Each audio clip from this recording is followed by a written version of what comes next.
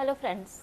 दोस्तों, HPV vaccine government of India की एक ऐसी एम्बिशियस इम्यूनाइजेशन प्रोग्राम जो आने वाले समय में बच्चियों को सर्वाइकल कैंसर से प्रोटेक्ट करेगा। ये वैक्सीन क्या है, कैसे काम करेगी, टारगेट जो एज है वो क्या है, इस पर आज हम जानकारी हासिल करेंगे डॉक्टर रश्मि शर्मा जी से, जो कि डिस्ट्रिक्ट इम्यूनाइजेशन ऑफिसर जम्मू हैं।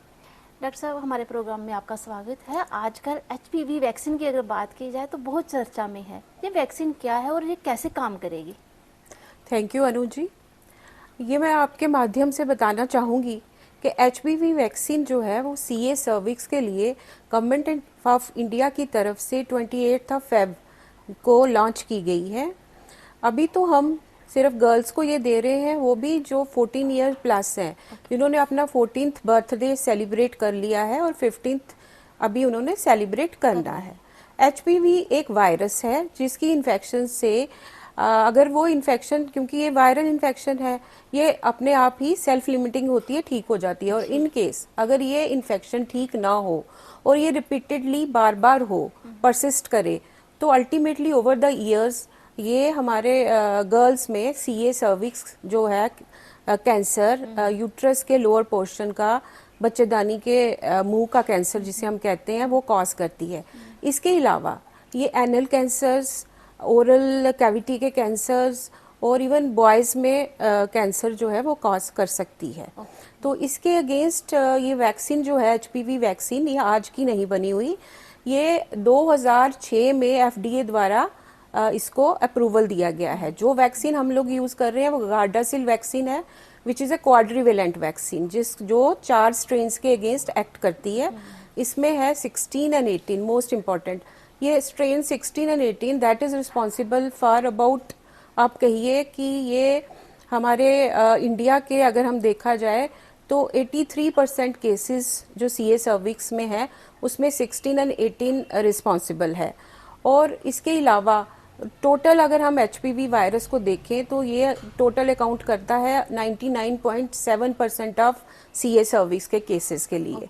और जो एंटीबॉडीज, जब कोई भी हम वैक्सीन देते हैं तो अल्टीमेटली वो क्या करती है, वो हमारे बॉडी में जाके एंटीबॉडीज बनाती है। और वो एंटीबॉडीज जब फर्दर हमें किसी भी बच्चे को या बड़े होकर इन्फेक्शन होती है तो उसके साथ फाइट करती है और हमें बीमार नहीं होने देती। तो जो एंटीबॉडीज इन 16 एंड 18 टाइप्स के अगेंस्ट बनती हैं, वो आल्सो वो भी और भी जो बाकी टाइप्स बचे हैं उनके अगेंस्ट भी वो इफेक्टिव हैं, कहीं ना कहीं स्ट्रांग हो जाते हैं और लड़ने के लिए ताकत रखते और हैं। टोटल अगर हम इसका प्रोटेक्टिव देखें तो वो ऑलमोस्ट 100% तक प्रोटेक्शन जाती है अगेंस्ट सीए सर्विक्स। तो कहीं ना कहीं गवर्नमेंट ऑफ इंडिया की जो पब्लिक हेल्थ इनिशिएटिव कहे, इनिशिएटिव को लेकर एक जो प्रोएक्टिव मेजर्स लिए जा रहे हैं कि आने वाले समय में बच्चों को इससे बचाया जा सके। मैं बात आपसे ये जानना चाहूँगी कि ये 28 फेब को जैसे आपने कहा कि लॉन्च हो, अभी 3 महीने का अभियान जो चल रहा है, सेंटर्स कहाँ कहाँ पे होंगे और क्या ये पूरे ऑल वर्किंग डेज में लगेगी? फिलहाल जो पहले 3 महीने हैं उसमें तो डेली बेसिस पे जितने वर्किंग डेज हैं उसमें लगेंगे। और इसके अलावा जब 3 महीने खत्म हो जाएगा, जो हमारे एंडिंग मई में होगा, उसके बाद RI मेर जो हमारा रूटीन इम्यूनाइजेशन प्रोग्राम है उसमें हम इसको इंक्लूड कर लेंगे। और यहाँ मैं एक चीज़ बताना चाहूँगी, जो लोगों में ज़्यादातर धारणा है कि ये एक नई वैक्सीन है और हर कोई हमारे पास आने से कतरा रहा है, तो ये बात एक क्लियर कर देनी चाहती हूँ कि इस वैक्सीन को मार्केट में आए हुए कहिए कि तकरीबन 20 साल हो गए हैं। और प्राइवेट में तो ये आज भी मतलब कितने ही सालों से लग रही है। और क्योंकि ये महंगी वैक्सीन है तो हर कोई अफोर्ड नहीं कर पाता, तो ये हमारे प्राइम मिनिस्टर की तरफ से, श्री नरेंद्र मोदी जी की तरफ से एक बहुत अच्छा इनिशिएटिव है और इसका हमें भरपूर फायदा उठाना चाहिए। मैम, जहाँ पे समझाना, जैसे आपने कहा कि ये लगभग पिछले 20 सालों से यूज हो रही है। दुनिया भर के 100 कहा जाता है 187 देशों में ये ऑलरेडी लग रही है और कोई भी ऐसा साइड इफेक्ट जो है वो नजर नहीं आया है। WHO अप्रूव्ड है ये वैक्सीन।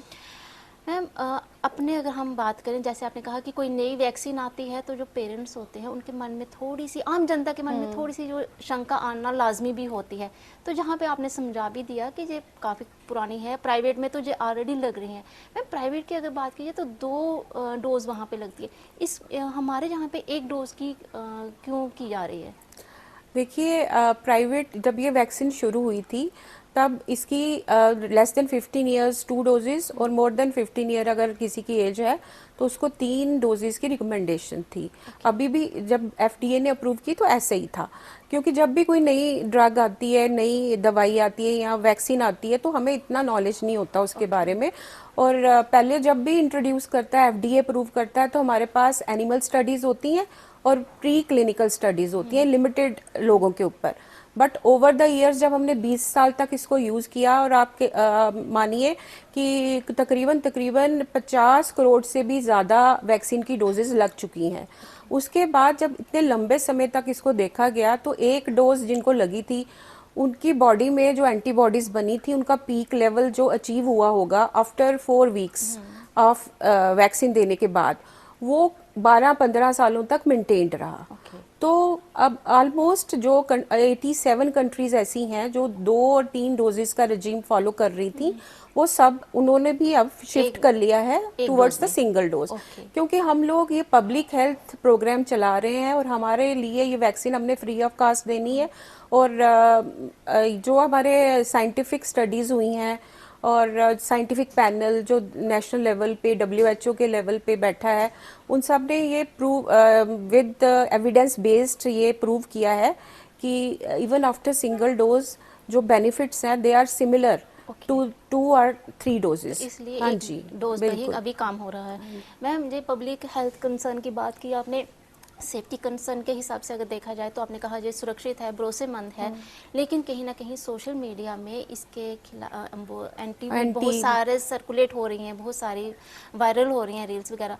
तो कैसे उन्हें काउंटर किया जाए और एक मैसेज आप हमारे प्रोग्राम के माध्यम से क्या देना चाहेंगे? खासकर अर्बन जम्मू की अगर बात की जाए तो कहा जा रहा है कि जहाँ पर बहुत कम लोग जो है वैक्सीन को लगवा रहे हैं, तो क्या मैसेज देंगे? देखिए, पहले तो मैंने भी मीडिया में देखा कि लोग इसको कोविड वैक्सीन के साथ कंपेयर कर रहे हैं। पहले बात तो ये कि कोविड वैक्सीन जो है वो नई वैक्सीन थी, लेकिन ये वैक्सीन एफडीए अप्रूव्ड और पिछले 20 साल से यूज में आ रही है। दूसरा, इसकी जो एफडीए ने जो इसका यूज के लिए एज लिमिट दी है that is from 9 to 45 years. तो आप कह सकते हैं कि 9 से 45 साल की उम्र में कभी भी ये वैक्सीन लगाई जा सकती है। और हमारे प्रैक्टिशनर्स जो हैं बाहर अगर प्राइवेट में देखिए, अगर किसी लेडी को, फीमेल को ज़्यादा बार बार अगर वेजाइनल इन्फेक्शंस होती हैं तो वो उसको ये वाली एचपीवी वैक्सीन एडवाइस करते हैं। वहीं अगर मैं बात करूं कि बच्चों में 9 से 15 साल की एज में जितनी अर्ली हम ये वैक्सीन दे दें उतना ही इसकी एफिकेसी, इसका फ़ायदा ज़्यादा होता है। तो फिलहाल तो हम 14 से 15 की एज के बच्चियाँ जो हैं उनको कवर कर रहे हैं। With due course of time जैसे हम आगे बढ़ेंगे हम अपना जो स्पेक्ट्रम है वो बढ़ा सकते हैं और 9 से 15 साल की बच्चियों को हम कैटर करेंगे। शॉर्ट फॉर प्रोटेक्शन की आपने बात हाँ जी, हाँ जी, बात करी। हाँ तो जी, जैसे जैसे एज ग्रुप एज आता जाएगा आएगा तो वो होता जाएगा। और मे भी आने वाले समय में हमारी वैक्सीन की अगर प्रोडक्शन हमें सप्लाई ज़्यादा मिलती है या गवर्नमेंट ऑफ इंडिया डिसाइड करती है कि हमें अपना स्पेक्ट्रम बढ़ाना है तो हम बढ़ा लेंगे। मेरा सिर्फ ये मेंशन करने का कि 9 to 45 एफडीए ने अप्रूव किया है, इवन इन मेल्स, बॉयज़ में अप्रूव किया है, लेकिन वो अभी हम अपने गवर्नमेंट सप्लाई में, हमारे अपने प्रोग्राम में हम नहीं दे रहे हैं क्योंकि हम वैक्सीन फ्री ऑफ कास्ट दे रहे हैं। तो हम उसी टारगेट ग्रुप को दे रहे हैं जिससे हमें मैक्सिमम प्रोटेक्शन मिल सके।